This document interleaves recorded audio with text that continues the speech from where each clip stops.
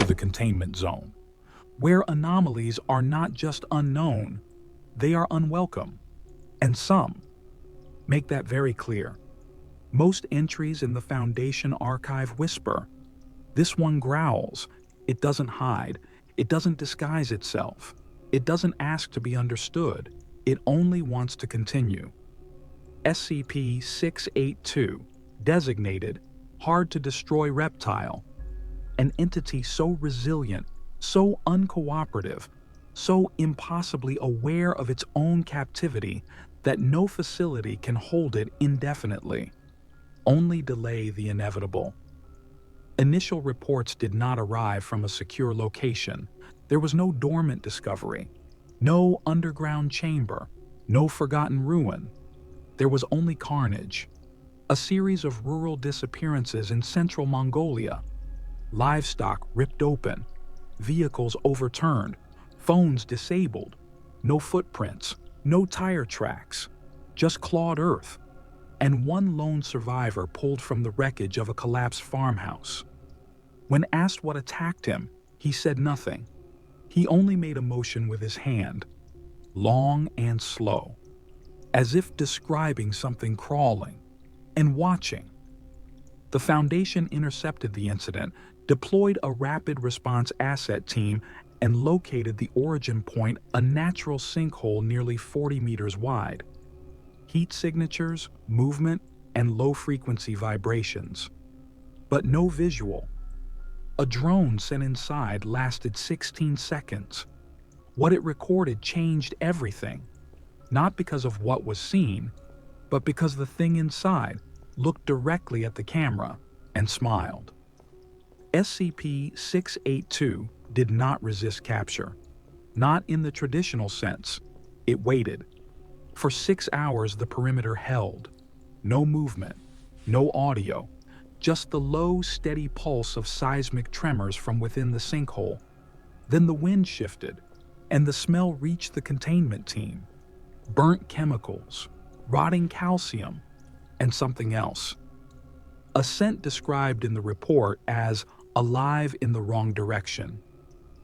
2 D-class personnel were lowered into the crater to establish visual contact. They did not reach the floor. Halfway down, their harness cables snapped, not torn, not melted, unraveled, unspooling like thread, that no longer remembered how to hold together. The Foundation responded with full deployment, cryo-cannon deployment, flash suppressant drones, chemical tranquilizers, and reinforced carbonite restraints. For a moment the plan held. SCP-682 was lifted, caged, transported, escorted under 24-hour armed supervision to Provisional Containment Zone Theta-09. The arrival was uneventful. The entity did not move, it did not speak, but its eyes never closed. And for 43 minutes it stared at every person who passed its chamber window, not with hunger, not with fear, but with a kind of recognition. Then came the first breach, a low growl, inaudible on security feed. Triggered a complete systems crash. Backup generators failed, and by the time emergency lighting returned, SCP-682 had removed both of its restraints, scaled the inner wall of its enclosure, and was halfway through the reinforced blast door. Without leaving a single dent in the steel, the cleanup was extensive. Dozens of personnel impacted, infrastructure damage unrecoverable, footage corrupted. One surviving agent, restrained in medbay, was overheard whispering repeatedly, "It hated us before we even saw it." SCP-682 was recovered 2 days later in the ruins of an abandoned weapons facility nearly 70 kilometers from the breach site. Not hiding, waiting. There were no defensive measures in place, no traps, no resistance. It let itself be taken, and the following morning, carved into the wall of its new containment cell with its own claw, was a sentence: "You do not understand what you've caught." and the Foundation began to wonder if it had caught anything at all. SCP-682 is classified as a reptilian entity. That designation is generous. It is roughly 10 meters in length, weighing close to 4 tons in baseline form. But that form is fluid, not in motion, in function. It is constantly changing, regenerating, adapting, rethinking its own biology from moment to moment. Its skin is composed of overlapping keratin plates, but under thermal analysis, those plates respond to trauma like muscle. They flex, absorb, redirect. When pierced, they harden. When burned, they flake, only to grow back faster, denser, and more resistant. SCP-682 is not armored. It is learning how to be. Over and over again. Initial chemical exposure neutralized most surface tissue. It regenerated in under 90 seconds. Cryogenic containment induced complete biological suspension. It adapted a circulatory rerouting pattern that mimicked thermal stasis. Radiation? It absorbed it, converted it into mass. Over time, its resistance doesn't just grow. It becomes architectural, woven into its own design. One researcher described it as a concept trying to remember what flesh feels like. SCP-682 also demonstrates cognitive awareness far beyond what is measurable in non-human entities. It speaks in rare, calculated phrases. Never under duress, never to explain, only to declare. When asked why it attempted to dismantle its own containment unit piece by piece for 12 consecutive hours, its only reply was, "Because you wanted it to stay together." When confronted with other SCPs, an attempt at neutralization through anomaly conflict, it exhibited pattern recognition, anticipated weaknesses, mocked their behavior, and in one case, mirrored their abilities long enough to weaponize them back. SCP-682 does not fight out of instinct. It fights because it wants to continue.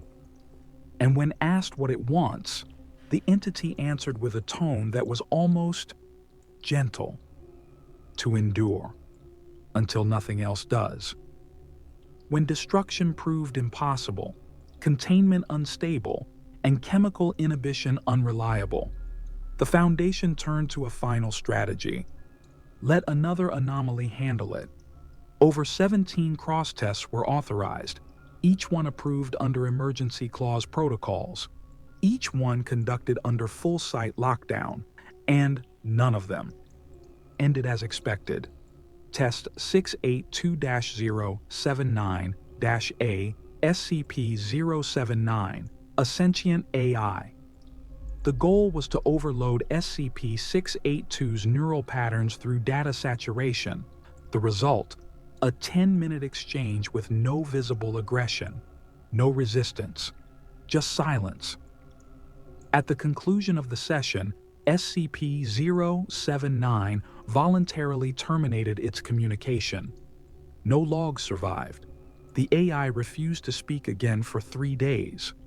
When it resumed function, its opening message read, "It is not alive, it is not code, it is not meant to be."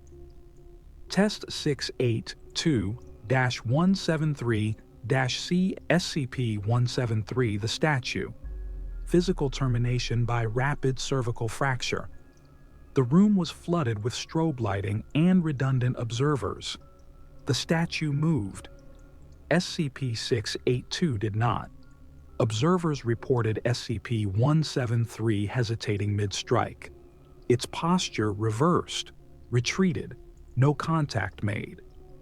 SCP-682 smiled. Test 682-096-B SCP-096, the Shy One. The image was shown. SCP-096 reacted. Impact occurred. Foundation agents monitored the confrontation remotely. What followed was not a battle. It was a refusal. SCP-096 struck again. and again and again. SCP-682 regenerated, paused, adapted, then said, "You suffer because they gave you rules." SCP-096 collapsed, unmoving, motionless, for 12 hours. SCP-682 walked away.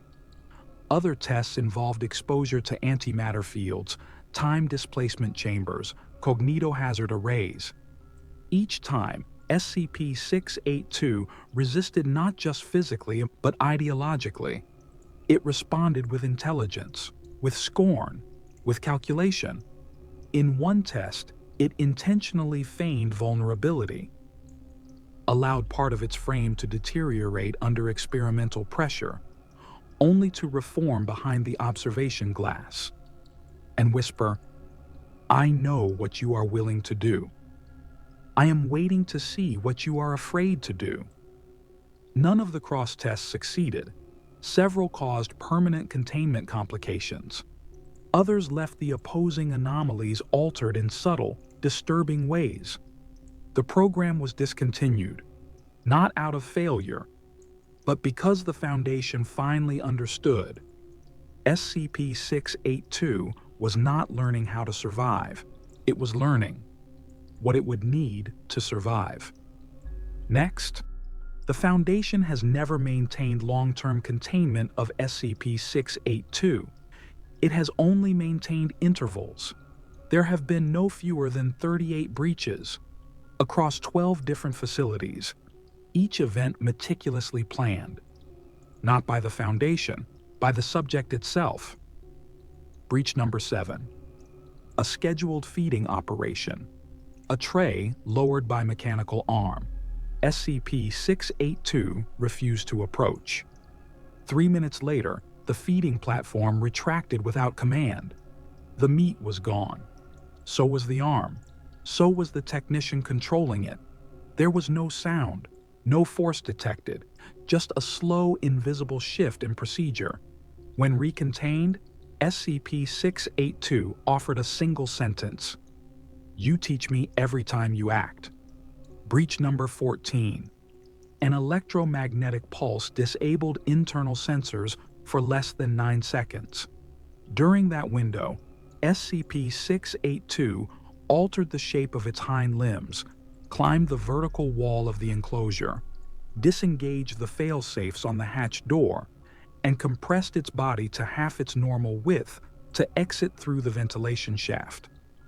By the time the system reset, the cell was empty. The structure was not damaged. No alarms triggered. No power loss traced.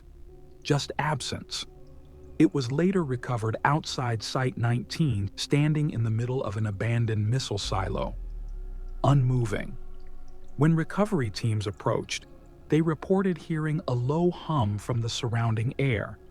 That hum was traced to SCP-682's chest cavity, which had grown a secondary chamber, capable of mimicking the EM pulse. That had caused the breach.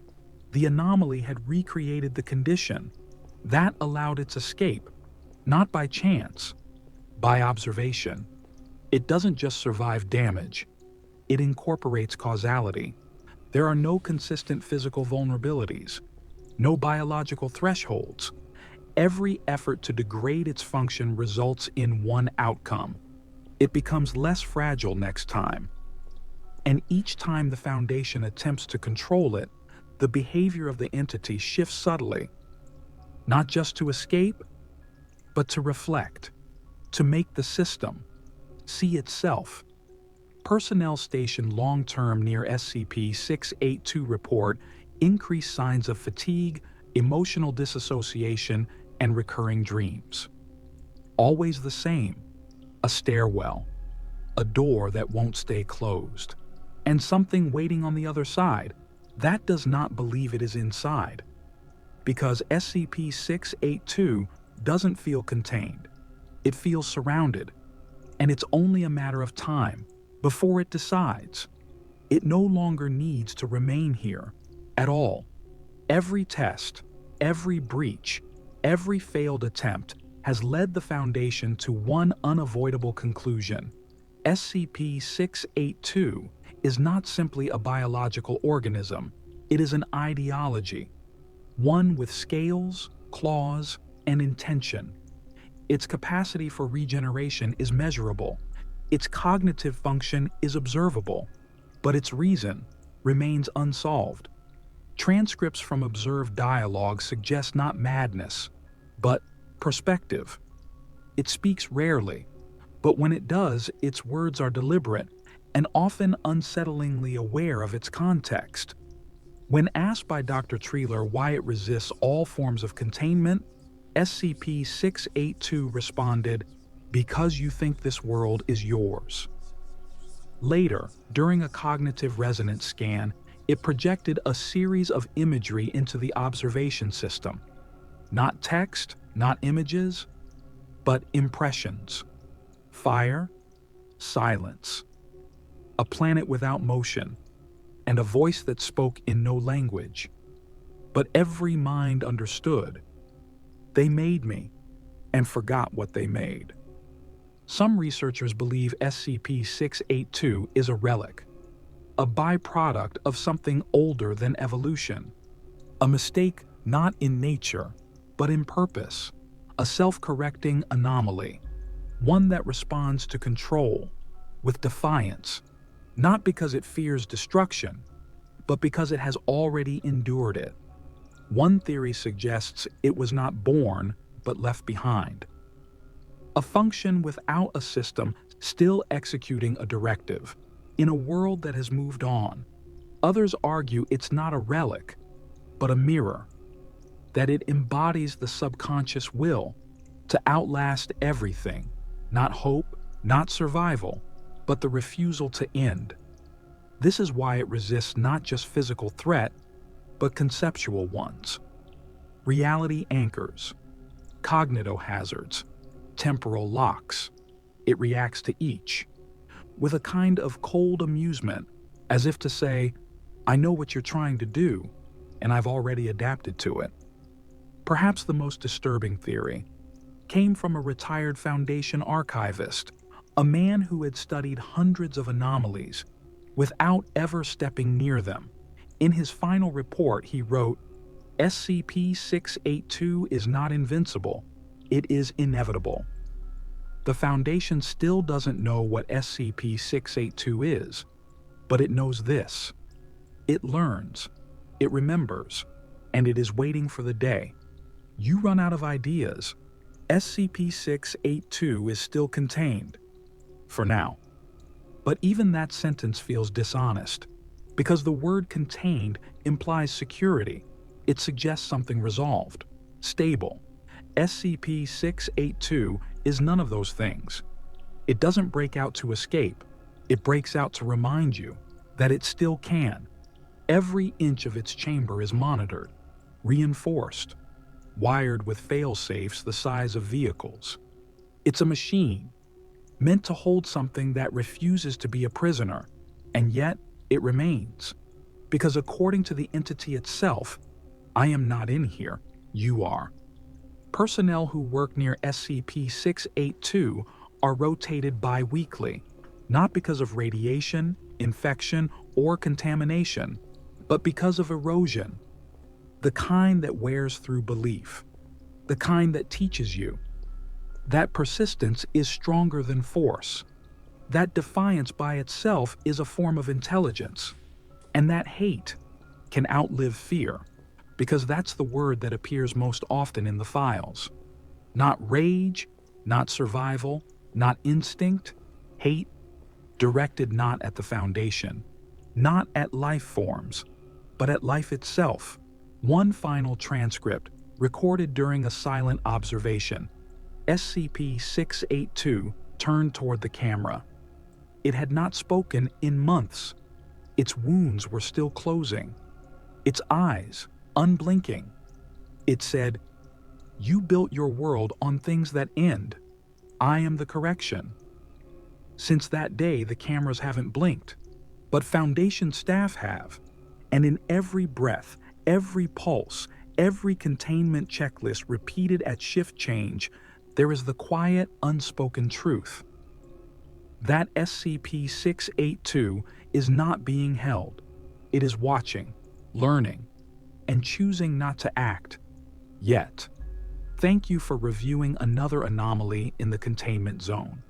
We recommend you do not leave this file open too long, not because SCP-682 is inside it, but because if you stare into it for too long, it might realize you're something worth enduring.